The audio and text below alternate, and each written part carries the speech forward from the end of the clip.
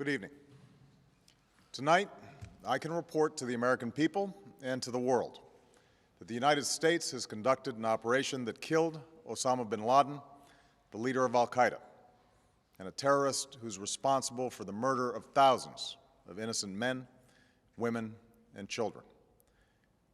It was nearly 10 years ago that a bright September day was darkened by the worst attack on the American people in our history. The images of 9/11 are seared into our national memory. Hijacked planes cutting through a cloudless September sky, the Twin Towers collapsing to the ground, black smoke billowing up from the Pentagon, the wreckage of Flight 93 in Shanksville, Pennsylvania, where the actions of heroic citizens saved even more heartbreak and destruction. And yet we know that the worst images are those that were unseen to the world. The empty seat at the dinner table, children who were forced to grow up without their mother or their father, parents who would never know the feeling of their child's embrace, nearly 3,000 citizens taken from us, leaving a gaping hole in our hearts. On September 11th, 2001, in our time of grief, the American people came together. We offered our neighbors a hand, and we offered the wounded our blood. We reaffirmed our ties to each other and our love of community and country. On that day, no matter where we came from, what God we prayed to, or what race or ethnicity we were united as one American family. We were also united in our resolve to protect our nation and to bring those who committed this vicious attack to justice. We quickly learned that the 9/11 attacks were carried out by al-Qaeda, an organization headed by Osama bin Laden, which had openly declared war on the United States and was committed to killing innocents in our country and around the globe. And so we went to war against al-Qaeda to protect our citizens, our friends, and our allies. Over the last 10 years, thanks to the tireless and heroic work of our military and our counterterrorism professionals, we've made great strides in that effort. We've disrupted terrorist attacks and strengthened our homeland defense. In Afghanistan, we removed the Taliban government, which had given bin Laden and al-Qaeda safe haven and support. And around the globe, we worked with our friends and allies to capture or kill scores of al-Qaeda terrorists, including several who were a part of the 9/11 plot. Yet Osama bin Laden avoided capture and escaped across the Afghan border into Pakistan. Meanwhile, al-Qaeda continued to operate from along that border and operate through its affiliates across the world. And so shortly after taking office, I directed Leon Panetta, the director of the CIA, to make the killing or capture of bin Laden the top priority of our war against al-Qaeda, even as we continued our broader efforts to disrupt, dismantle, and defeat his network. Then, last August, after years of painstaking work by our intelligence community, I was briefed on a possible lead to bin Laden. It was far from certain, and it took many months to run this thread to ground. I met repeatedly with my national security team as we developed more information about the possibility that we had located bin Laden hiding within a compound deep inside Pakistan. And finally, last week, I determined that we had enough intelligence to take action and authorized an operation to get Osama bin Laden and bring him to justice. Today, at my direction, the United States launched a targeted operation against that compound in Abbottabad, Pakistan. A small team of Americans carried out the operation with extraordinary courage and capability. No Americans were harmed. They took care to avoid civilian casualties.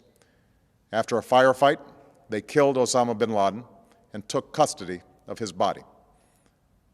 For over 2 decades, bin Laden has been al-Qaeda's leader and symbol, and has continued to plot attacks against our country and our friends and allies. The death of bin Laden marks the most significant achievement to date in our nation's effort to defeat al-Qaeda. Yet his death does not mark the end of our effort. There's no doubt that al-Qaeda will continue to pursue attacks against us. We must and we will remain vigilant at home and abroad. As we do, we must also reaffirm that the United States is not and never will be at war with Islam.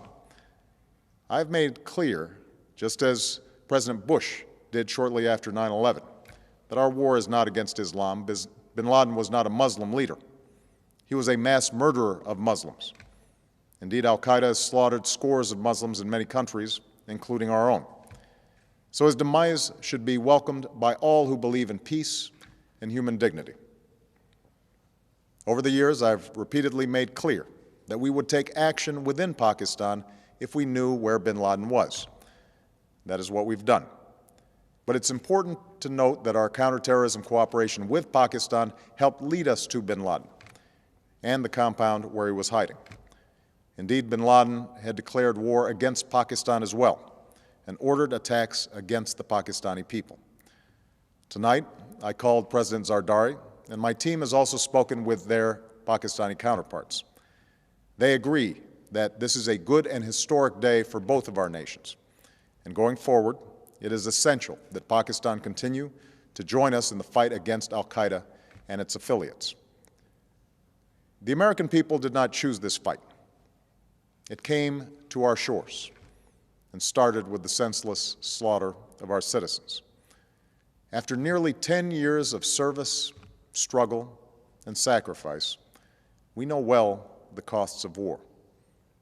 These efforts weigh on me every time I, as Commander-in-Chief, have to sign a letter to a family that has lost a loved one, or look into the eyes of a service member who's been gravely wounded. So Americans understand the costs of war. Yet, as a country, we will never tolerate our security being threatened, nor stand idly by when our people have been killed. We will be relentless in defense of our citizens and our friends and allies. We will be true to the values that make us who we are. And on nights like this one, we can say to those families who have lost loved ones to al-Qaeda's terror, justice has been done. Tonight, we give thanks to the countless intelligence and counterterrorism professionals who've worked tirelessly to achieve this outcome. The American people do not see their work, nor know their names, but tonight they feel the satisfaction of their work and the result of their pursuit of justice. We give thanks for the men who carried out this operation, for they exemplify the professionalism, patriotism, and unparalleled courage of those who serve our country. And they are part of a generation that has borne the heaviest share of the burden since that September day. Finally, let me say to the families who lost loved ones on 9/11 that we have never forgotten your loss, nor wavered in our commitment to see that we do whatever it takes to prevent another attack on our shores. And tonight, let us think back to the sense of unity that prevailed on 9/11. I know that it has at times frayed, yet today's achievement is a testament to the greatness of our country and the determination of the American people. The cause of securing our country is not complete, but tonight we are once again reminded that America can do whatever we set our mind to. That is the story of our history. Whether it's the pursuit of prosperity for our people or the struggle for equality for all our citizens, our commitment to stand up for our values abroad, and our sacrifices to make the world a safer place. Let us remember that we can do these things not just because of wealth or power, but because of who we are. One nation, under God, indivisible, with liberty and justice for all. Thank you. May God bless you, and may God bless the United States of America.